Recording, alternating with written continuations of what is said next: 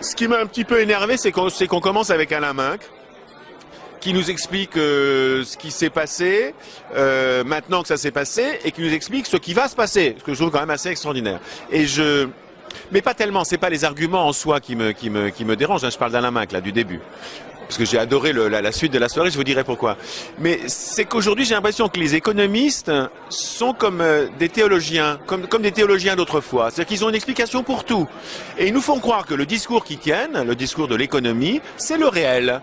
Non, c'est pas le réel. L'économie, c'est à peine une science et c'est un système d'interprétation du monde, voilà, en termes de valeurs marchandes, financières, etc., travail. Mais c'est pas la seule. Et c'est un petit peu agaçant qu'à chaque fois, ça plombe le truc, parce qu'on a l'impression qu'on n'en sort pas. Salut. C'est un socialiste qui me fait bonjour. Vous voyez, c'est très ouvert, hein, c'est les clubs ici. D'ailleurs, moi, je suis pas UMP, hein, je vous signale. Je suis indépendant. Hein.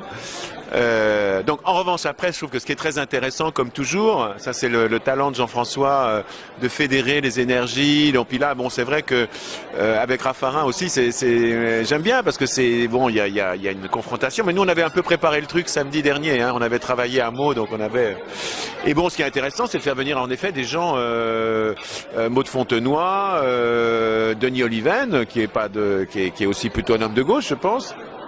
Yann Arthus Bertrand, bon, avoir des points de vue différents et puis essayer de sortir un petit peu de ces discours un petit peu tout faits et d'avoir ces hommes politiques qui sont un peu comme des satrapes. Qui sont là, qui essayent de justifier leur position en nous expliquant un peu comme les économistes d'ailleurs que effectivement ce qui est arrivé c'était prévisible et que on va sortir de la crise, que c'était juste un mauvais moment à passer. Je pense que quand même ce qui est passé là ce soir, même s'il y a débat, c'est que non, c'est pas un mauvais moment à passer. On va pas pouvoir recommencer vraiment comme avant. Il suffit d'entendre quand même, il faut savoir entendre ce que dit Yann Arthus Bertrand ou ce qu'a dit Maud Fontenoy sur l'eau, sur le problème de l'eau, de la mer. Non, on pourra pas continuer à faire comme avant. Et il faut imaginer qu'il y a quand même